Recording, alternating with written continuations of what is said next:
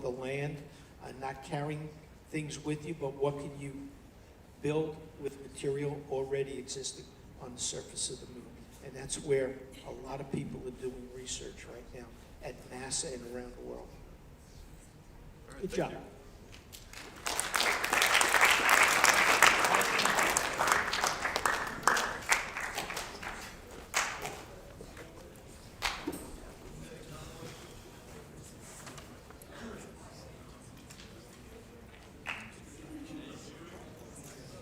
Next up, food production.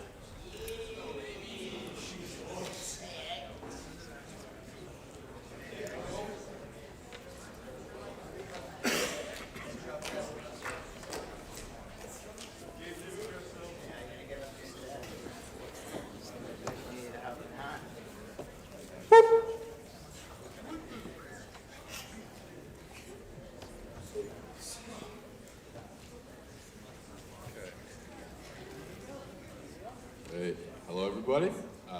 This is Food Production by Chris Bro, Carlos Abdelnour, and Gabe Hughes. I'm Chris Bro.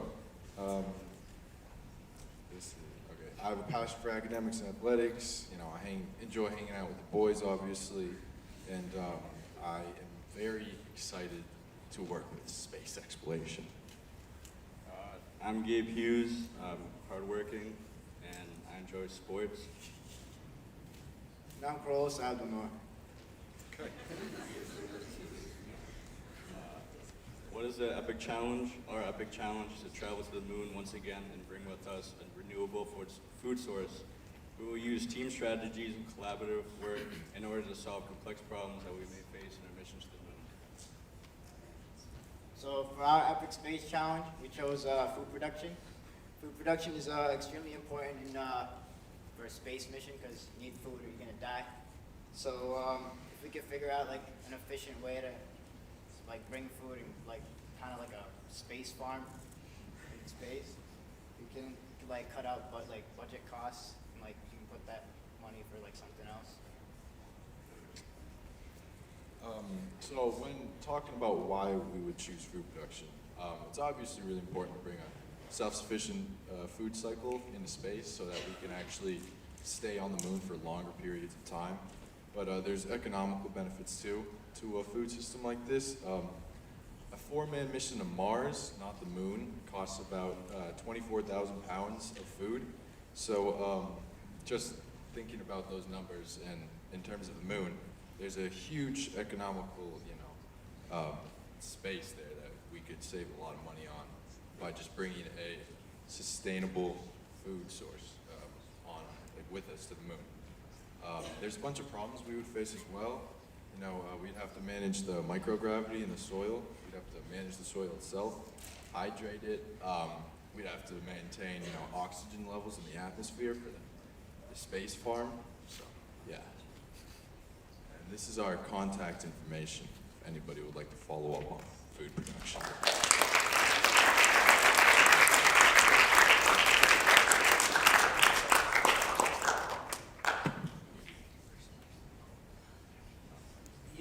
When you think about any of these problems, this is a very large systems engineering problem. And you're just picking, just like every one of the other projects, you're picking a portion of that problem. So one of the things you have to think about is what it takes to solve your problem, all the inputs and outputs. How much energy is it going to take? How much water is it going to take?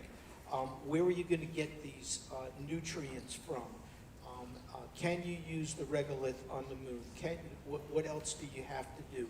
Is there, and what do you need to maintain human health, right? Physiologic health, not only mental health, but you're focusing on physiological health. What nutrition is important? So what do you grow? What do you raise? And how do you do that? Those are the kinds of research questions you have to ask yourself and look at what other people are trying to do. And then what would it take? How would you scale this up? You saw that movie, The Martian, right? All those potatoes this guy was growing, right? Well, that's potatoes. What else do you need, and how much space do you need in order to make that happen? And so you need a space to maintain that environment, right? So that the carbon dioxide that the humans put out goes into the plants produce oxygen, and it all has to equilibrate somehow, okay? Right. Thank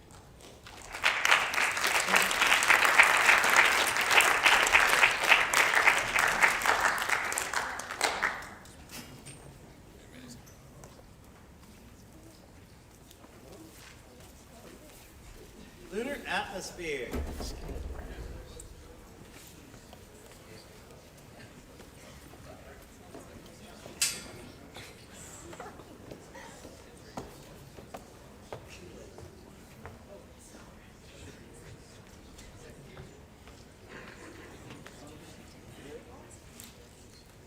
Hello, my name is Rory. This is Keenan, Andrew, and Rachel, and we are the Corn Boys.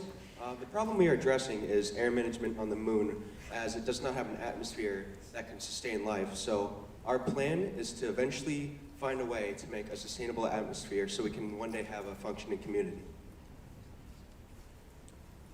So a lot of people will think to themselves, why the moon and why would someone want to stay there?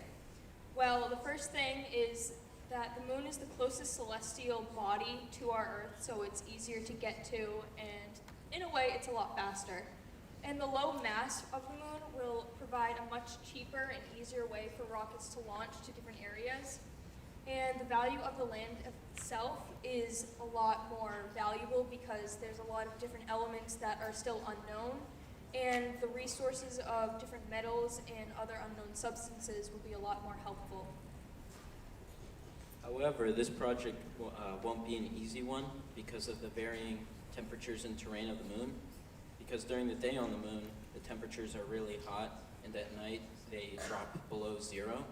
And the terrain is rocky and filled with craters. So we have to address these problems first if we want to succeed overall. In order to address these problems, we need to split them up and look at them separately. So things such as the temperature would be separate than seeing how the space dust, how we would deal with that and how it weathers various machines that we place on the moon. And once we have an atmosphere, it should be a lot easier to keep these things under control because an atmosphere would manage the temperature better, and it would erode some of the edges of the space dust, which would make it less sharp. These are our emails if you'd like to contact us or have any ideas for us.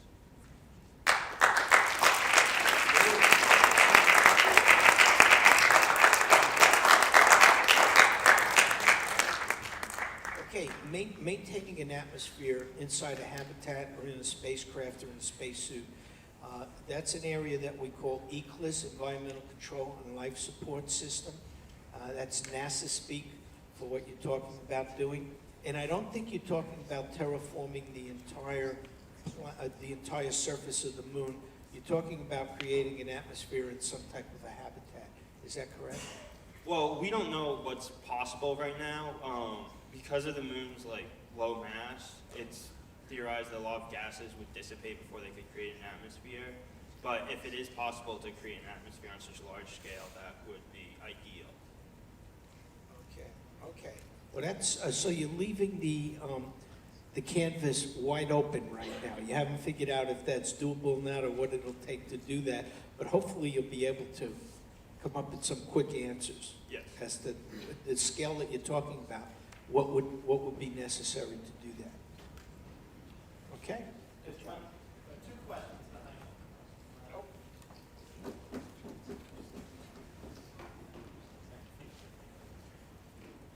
Along with the lack of gravity, there's the primary problem with having an atmosphere on the moon is that you don't have a magnetic field going over the entire body. You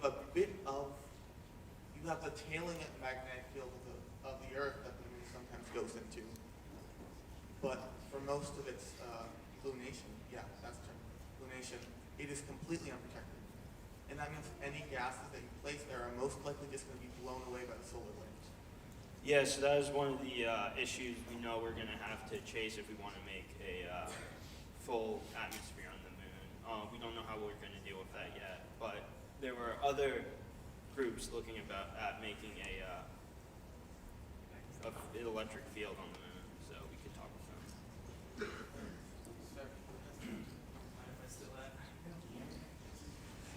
them. Yes, I was wondering if you could go in depth on the design process of your project, maybe some factors that prevented you from progressing in the assignment? Progressing. So when we were doing our research, I think it was Keenan that found the website, and Rory was one that brought it up, that we probably need the amount of water in roughly 1 or 2 of the Great Lakes to help sustain the atmosphere and to bring more moisture and help with the process of building that up. Thanks.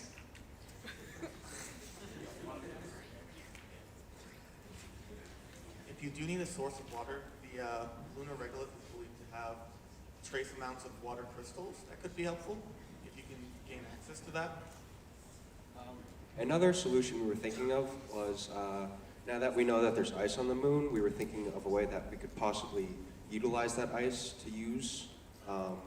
But as of right now, we don't have a solution to really make use of that ice. Anyone else?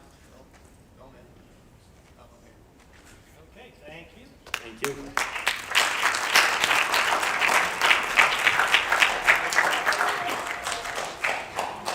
What's your team count?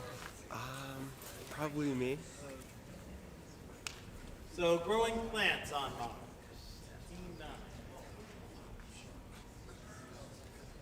Engage.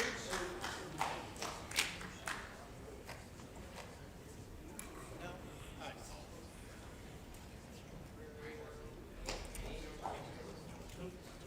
Sustaining life on the moon.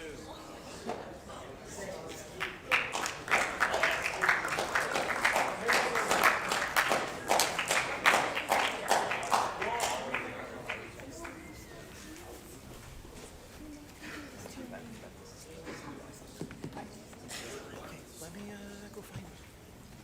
Can you just run that? The timer? Yeah.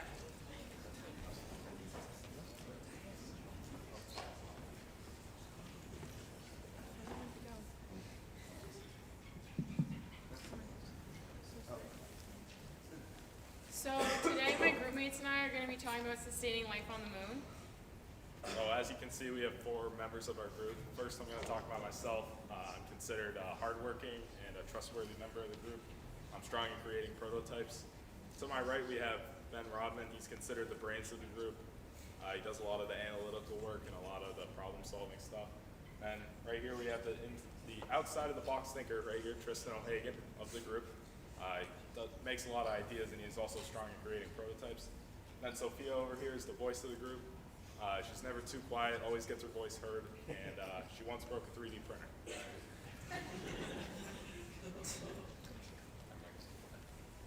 All right, so after a sudden resurgence in interest in the moon and the resources right within the grasp of humanity, there's been many programs interested in sending people back up to the moon. Our task with the EPIC challenge was to design a sustainable human mission up to the lunar surface, with each group focusing on a specific portion of the trip.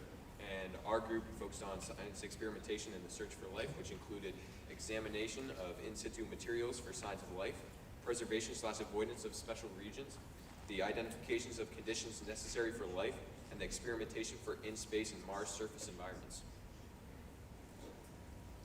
So for our topic, we chose sustaining life on the moon. We chose this topic because we thought we'd be the most efficient on doing this because we knew a little bit about it.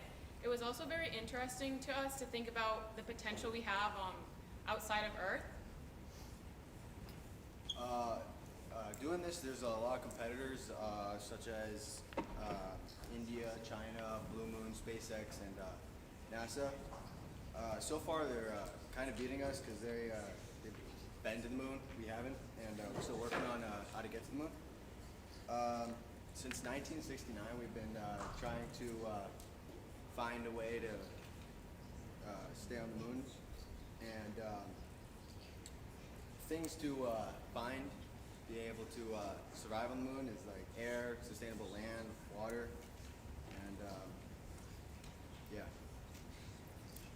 So here's all of our contact information if you want to follow up with any questions or have any ideas for us. Thank you.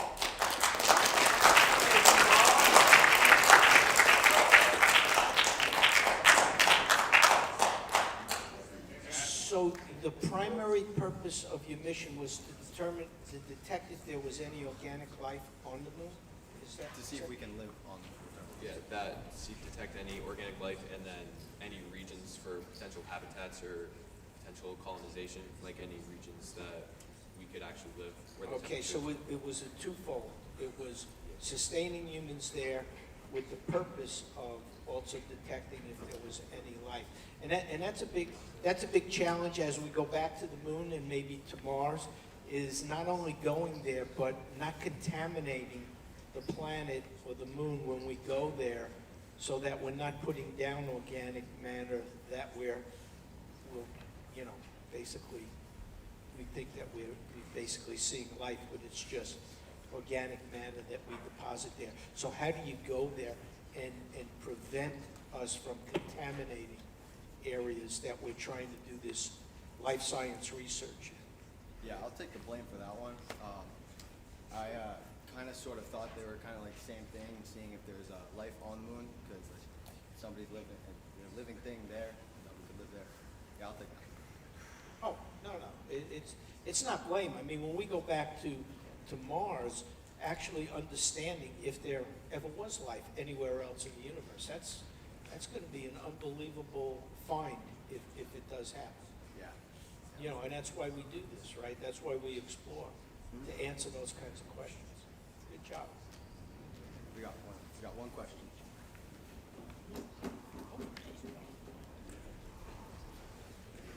Regarding the possibly life being able to sustain itself on the moon, I remember there was a story, I forget what mission it was, but the